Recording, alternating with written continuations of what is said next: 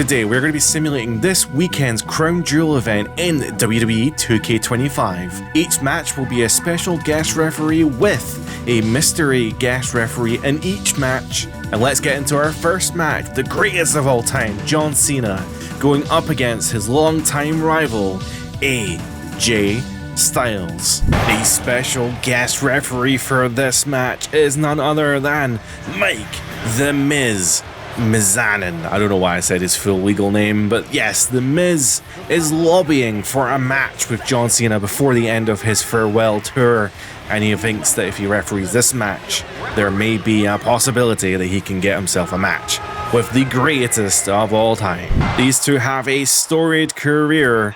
I don't know how to really control anything, but the two of them are going to do some chain wrestling to open the match here. How do I get involved? There we are, I can separate it. I do have the referee bar on because I don't know how to turn it off. There's going to be a very good chance that I do get myself kicked out here because I don't know how to be a referee. Hey, chain wrestling. Come on, we've had enough chain wrestling. No more chain wrestling, please. Oh, you know what? AJ just wants to show off. AJ with the chain wrestling, of course, he's a real wrestler, so he's trying to like showcase that he's a real wrestler and that he can out wrestle. Can I say give up? Does he give up? Can I do like a Montreal screw job? Imagine The Miz did like a screw job on Cena here, but no, that's not how this match is gonna play out. We're gonna see some intense wrestling here as the match continues. Oh, a pile driver. That is a banned move. What is AJ doing? I'm shouting at him because that is a banned referee. I just lost so much of my bar by ignoring that pinfall, but I was shouting at him for doing an illegal move. I don't understand how that apparently means that I'm a bad referee. Cena going for a power bomb? Maybe that is not a bad move. Oh, he's going to go for the corner powerbomb. Oh, never mind. I thought he was going to channel some Seth Rollins there. And the farewell tour so far, Cena has been doing lots of moves reminiscent of some of his biggest adversaries. And I really thought that Seth was going to be one of them there.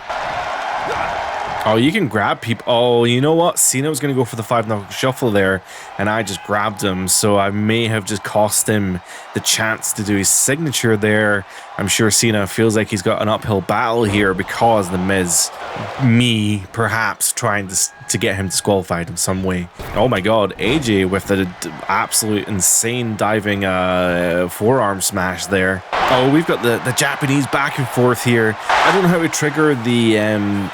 How do I go into fighting mode? I don't know. I'd love to interfere, but either way, these two men giving it everything they can here for this totally Australian crowd and totally not Riyadh, Saudi Arabia. But Cena getting the best of that one. Oh, apparently that was a perfect pin count. That was very slow on my behalf. That was not a perfect pinfall in the slightest. AJ though wisely leaving the ring there. I'm gonna play referee here, and I'm going to warn them. I'm not gonna count them out though. Come on, guys, you need to get back in the ring. I appreciate that you're fighting outside, but I need you back in the ring at some point. What do you mean the ring count not started and all points for that? Come on, guys, you need to get back in the ring. Get up. Cena though going for a huge dive outside the ring. Okay, 1. This counts as 6 now, and they're not coming back in. I really do not want to count them out. I'm not going to be counting them out, but I will hit 7, see what happens. Okay, the count is 7. That was a long count, but they got back in the ring here. AJ going up top. I think he's going for a big Hurricane Rana there. The Steiner Bros will be proud. I'm going to go for a pinfall. 1, 2. Oh, that was a good pin. That was very slow, but Cena kicking out at 1. AJ calling Cena up. Going for the Styles Clash. Cena has hit one of these quite recently, actually, in real WWE. 1, 2. Oh, and Cena kicks out at 2. Well, apparently I'm a good referee. Who would have thought? Hey, come on, lads, get down from the top rope there. Okay, well, that's one way to do it.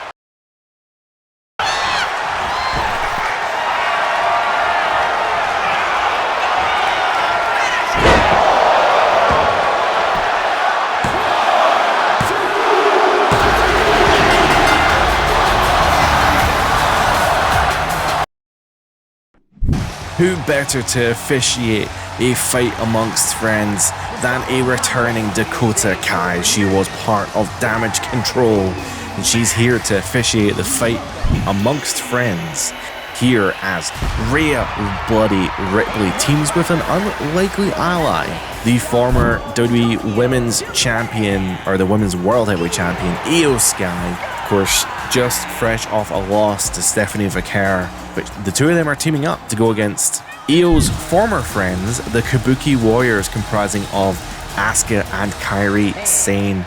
Of course, Asuka has been at odds with the Kabuki Warriors and Io Sky recently, and that's what Dakota Kai is looking to address here in this match. So, of course, this match looks like it's in Riyadh, Saudi Arabia, as Rhea hits Asuka with a kendo stick and everyone else is down. This may look like Saudi Arabia to you, but this is in fact Perth, Australia, which is where the show is taking place this weekend. There is no Australia show in the game though. However, Rhea Ripley is from Adelaide, South Australia, so of course this is a somewhat of a hometown field here for Rhea Bloody Ripley. But will the hometown advantage help her win this match here as she goes for the Riptide on Asuka? That's 1, 2, and Kairi breaking up the pinfall in what I have chosen to do a tornado tag team match, because there are no disqualifications and it will of course be more hectic than your regular match. Io Sky picking up the kendo stick and nailing Kairi's in there. That's going to be a 1, 2, and Kairi kicking out there. And the game told me I had a good pin count, so I'm a good pin person. Also, as a referee, I found out that I can click on this button to grapple people and I can Irish whip them back into the ring like a good referee. Rhea going for more kendo sticks as Io climbs the top rope, going for that moonsault. Not enough. Kairi with the ring awareness to really roll out of the way of that moonsault. Rhea looked like she was going for something there, but that doesn't matter to Io because she's going for that pinfall, but it isn't enough. Asuka now with a kendo stick of her own, but Rhea Ripley deciding that that is not good enough for her. She's throwing her outside the ring. And yeah, Asuka taken very much outside of the ring here. It looks like Io and Rhea really just tearing this place apart. There's kendo sticks everywhere and they're basically just wrecking house. That was almost a 3 count. Apparently that was a fast count, and that's my bad. Apologies, I'm a bad referee. Asuka with the armbar submission there. Oh, Rhea absolutely nailing me. Miscommunication there between Rhea and Io as well. Rhea hitting Io with a massive leg drop as I am out cold apparently. Asuka though, I thought Asuka was going to hit me there for a second, but no. There's going to be a pinfall here as 1, 2... Oh, and how was that an inconsistent count? Rhea breaking up pinfall as it looked like Kairi was about to go for the insane elbow. As I was saying earlier, it looked like Rhea and Io were completely tearing house, but the tides have turned here. Although saying that, the tides have just turned once again. What a roll up here from Io. That was a good pinfall apparently. It felt inconsistent as Rhea just destroyed that kendo stick over Kairi's head. Big dome. I can't actually see if she taps out. I think that was a tap out. That was a tap out. Yeah, that was a tap out. Io made Kairi tap out with that submission. That was a very hectic tornado tag match, and the two new best friends, Rhea Ripley and Io Sky, getting the win here against the Kabuki Warriors. Perhaps Asuka's inconsistency just didn't pay off here, and Dakota Kai reuniting friends here between Io and Rhea Ripley. I give up. I'm not very good at talking. She can't be here in person to determine the winner of this match or defend her rightful women's championship, but Naomi will be here to officiate this match as we decide the women's crown jewel champion. The match, of course, being determined by the SmackDown women's champion. It's Tiffy time, of course. Tiffany Stratton not even defending her women's championship. She's fighting for the Crown Jewel Championship, representing SmackDown and representing Monday Night Raw, the newly crowned World Heavyweight Champion, La Primera, Stephanie Vaquer. So these two have, oh my god, submission immediately. Imagine like Stephanie just immediately, imagine I just tapped her out. I just screw dropped her right there. Of course, Vaquer gonna wrestle her way out of this match. Tiffany is no slouch though. Of course, she has a win over Charlotte Flair at WrestleMania, but Vaquer recently defeating Io Sky at WrestlePalooza for that women's World Heavyweight Championship. Oh, and Tiffy playing the heel here. She went for that dirty shot there as Naomi tried to break up the chain wrestling attempt. I'm going to have to do it again. I'm going to have to separate them again. They can't let go of each other. But is Tiffy going to take another shot? No, she doesn't. Although she does go for a very quick chop off the end of that chain wrestling attempt. Alright, I fucking wasn't doing anything. I was just scratching my head, and then all of a sudden I get drop kicked. What the hell is that all about? Oh man, I could DQ her. I could DQ you right now, and there's nothing you could do about it. But I'm not gonna DQ you. But you know what? You better watch who you're talking to, man. You better not kick me in the face ever again. Vicaire ejecting Tiffy there outside of the ring. And what's Vicaire going to do to follow up? Absolutely nothing. Tiffy, in fact, raking her face across that top rope. That's pretty brutal. Of course, the story of this match here is that Naomi, having won the World Heavyweight Championship via cash-in, I believe. I think she cashed in the Money in the Bank at Evolution 2. Held the championship for a while. But, you know, congratulations to her. She got pregnant, which meant that she was no longer able to hold the World Heavyweight Championship. So it got vacated. And I'm sure that when she's back, she'll be more than happy to take the belt off of anyone who ever holds it. Currently, Stephanie Vicaire holds Naomi's World Heavyweight Championship, and we'll see what the future holds for both of them when Naomi returns. Vicaire going for the cross, or the pin off the crossbody there. Not going to be enough. Apparently I did a fast count. Fuck me, I guess. Oh my god, she's going for the Devil's Kiss, and I taunted in the corner, so now no one's going to see it. I think Tiffy reversed it. That's wild that I absolutely, stopped everyone from seeing that, but then it got reversed anyway. Hey, get off the top rope. What's she going to do here, though? Oh, big elbow drop. I thought she was going to do the cool spiral thingy that she did to win the world title. How was that a fast count? That was a regular ass pinfall count. Vicaire going for a springboard, another springboard crossbody there. I don't know what Vicaire's signature is. I think it is actually the Devil's Kiss. That was a good pin count apparently. Oh, a reversal into another pin. That was also a perfect pin count, even though it hit someone's face.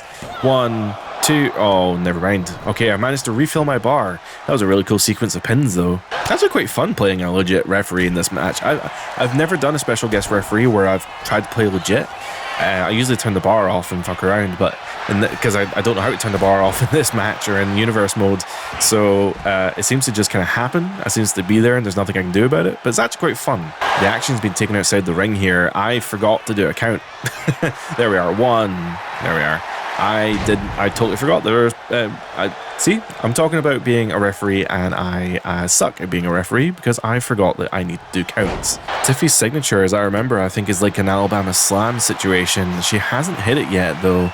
Although Vicaire going for that package backbreaker, that could be enough to win here. 1, 2, not enough. Although apparently that was a good pin. I think I'm starting to get the timing down a little bit as Vicaire goes to the apron once more for a springboard, another springboard moonsault, but going to the well far too often. Tiffy saw that one coming a mile away. The only reason I know Tiffy's moveset so well is because I use her in my faction all the time. She's one of my best women's cards that I've got. Oh, and she's going for the Alabama Slam. I think that's actually her finisher, slamming Vicaire down on the back of her head. That's 1, 2, and oh, only a 2 count. 2. Only a 2 count from Tiffy. Not going to be enough. Although, saying that, I actually think she's now got a second finisher. So if she hits the second finisher, which she's... Oh, I thought she was gonna... Oh, I'll move out of the way for you, because she's going to go for that prettiest moonsault ever. Vicaire being thrown into the corner there for the... Oh, that was a spiral, not the PME. Whatever. 1, 2, 3. Tiffy winning. Not an easy win, though, for Tiffy. Newcomer Vicaire not able to get the win here. Tiffany proving why it's Tiffy time, winning the Crown Jewel Women's Championship. And who better to officiate this epic match of epic proportions than none other than the wise man, Paul Heyman. This leads us to the Australian street fight. I don't know what is specifically different about an Australian street fight, but in either way, this is going to be a no disqualification contest with the OTC, the original Tribal Chief, Roman Reigns.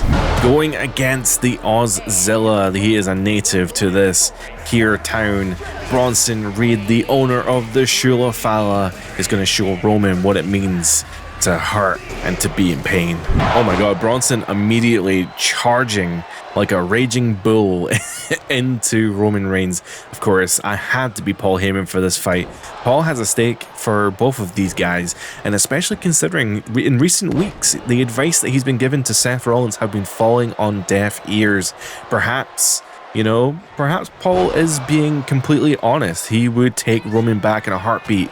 But the question really here is whether Roman would take Paul back in a heartbeat. And I think that's a much harder sell. As mentioned, this is an Australian street fight, so there really isn't anything I can do here, to be honest. This is entirely up to them to destroy and maim and hurt each other, and there's nothing I can do about it. All I need to do is to check for their pulse and count to 3. Although saying that, Bronson Reed laying on the offense, Roman already in the red. I thought he was going to go for a pinfall there, but he isn't. Oh, he is going to go for a pinfall. That's going to be a 1. It's not going to be enough. It's not going to be enough. I'm not going to screw Bronson over here. I'm going to try and be, you know, the whole night so far, I've tried to be a fair, impartial referee.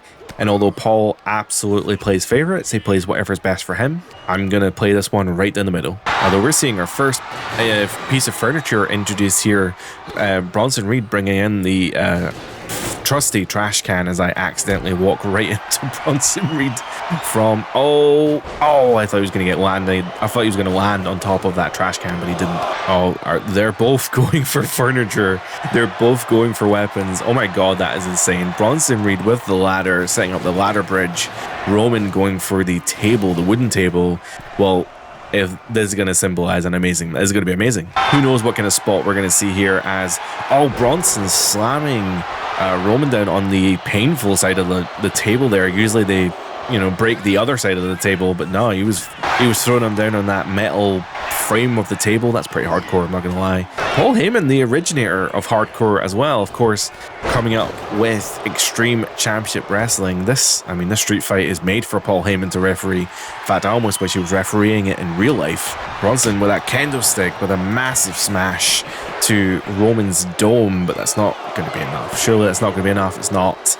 Apparently that's a perfect pinfall. It's debatable. I'm gonna pick up this and I'm gonna throw it and it's gonna land on someone. It hit Roman. It hit Roman. Well, you're welcome, Bronson. You're welcome. As Bronson goes for that camel clutch, but not gonna be enough. Roman slips out. I'm sorry, Roman. I did not mean to hit you with the bin. I just aimed for you. Oh, Roman with a Superman punch. That usually signals the end of the match. That's 1, 2. But not going to be enough here. 1 Superman punch is not going to put Bronson away in this kind of match, this kind of environment. Are you kidding me? Not only is this a street fight, this is an Australian street fight. It's going to take a lot more to take the Auszilla down when he's in his native homeland.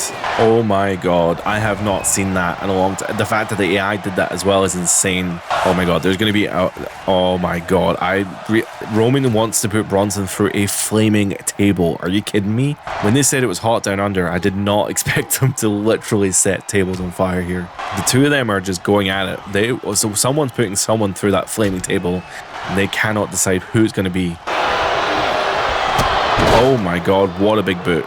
That big boot, it absolutely slipped across Roman's dome, his face, and it split him from end to end. Oh my god, Bronson. Oh, Bronson was very close to being put through that table there. But Bronson, slamming Roman down center of the ring with that slam.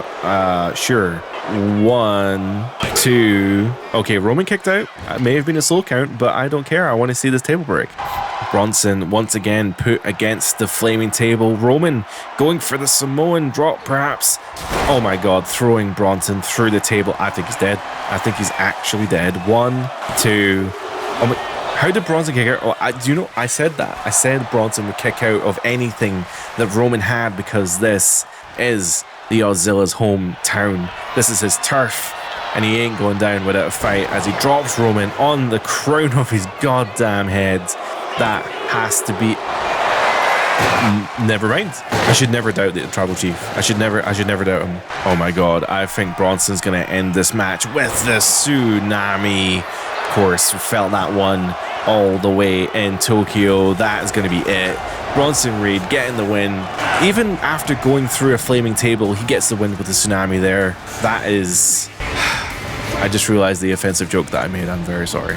Roman and Bronson went to absolute war here in Australia. They even included a flaming table, but nothing is going to stop the Visionaries' plan here as Bronson Reed gets the win and the Tribal Chief is once again knocked off of his pedestal. Fresh off the media tour for the Smashing Machine, of course, he took a detour to Perth, Australia. Here at Crown Jewel, the final boss, feeling the goosebumps and all, is going to be determining the winner of the men's Crown Jewel Championship match. The WWE Championship is not enough for some people. Of course, sometimes you just want a man's soul, and Rocky Johnston is here to collect. Cody Rhodes, of course, he's the true People's Champion, and he's here to face a revolutionary, a visionary. He is Seth freaking Rollins, and not even that, he is the World Heavyweight Champion. Although he has seemed to have forgotten his belt at home, which is, you know, reasonable. Seth may have forgotten his belt at home, but don't mistake it, don't get it twisted. He is still the World Heavyweight Champion, and he's here to collect his Crown Jewel Championship against the American Nightmare, Cody Rhodes. Of course, Cody, he's been cracking at the seams recently. He's been kneed twice in the fucking face from Seth Rollins, which is insane. He's going to get a third one for good measure there. But Cody, you know, in the last year or so, we're starting to see an edge to Cody. Perhaps the facade is starting to break. The cracks are starting to appear, as it were, because Cody is, no matter how hard he tries, how hard he fights, he seems to always just get his ass kicked. People betray him, his friends stab him in the back, and at some point Cody's going to have to start thinking for himself, thinking that perhaps if he did sell his soul to The Rock and become the true, well, not even the People's Champion, but the Boss's Champion, if he becomes the corporate champion, I don't know, maybe his career goes places that he didn't even dream of. Cody here, he was on the outside of the ring, and they're going to go for a massive suplex outside of the ring. That animation is insane. I love it. But come on, guys, get back in the ring. Let's keep it amicable. Let's go for a 1. Let's keep it going. Let's a 2. Of course, the game will shout at me for not starting a count, but then you do start one, you don't get anything. Of course, Cody and Seth actually have really similar wrestling styles when you think about it. The two of them are capable of doing these springboard moves and using the ropes to their advantage in ways that, you know, the people in the Rock generation weren't able to do. Wrestlers nowadays are far more flexible and far more flippy than your average 90s Attitude Wrestler. Although saying that, the Attitude Era was, of course, full of much more melodramatic storylines and more vicious fights, but that is not going to stop Seth and Cody going at it here in this Crown Jewel main event. Cody immediately got out of that submission. He wasn't even hanging around. He was just immediately out of that submission. Cody up with a powerbomb, perhaps going to give Seth, never mind, I thought he was going to give him a buckle bomb, a taste of his own medicine, as it were. But Seth going for, I thought it was going to be bestowed upon him by Triple H, the game. Triple H, but no, the pedigree was reversed by Cody. Now remember what I said, Cody? The offer is there. If you want to give up your soul, I can help you win this match, Cody. All you have to do, give me the signal. Cody channeling his father, going straight into that corner pad and getting busted wide open. That's a dusty move if I've ever seen one. Off the ropes, sling blade from Rollins, and that's going to lead into, I don't know what's going to lead into. It's going to lead into, he's going for the curb stomp. Is going to be enough? Right on that laceration in dead center of the ring as well. 1, 2, that's not going to be enough. Cody does not, I want his soul. And the reason I want his soul is because he ain't going to give up anytime soon. Although saying that, we're going to see a Phoenix Splash.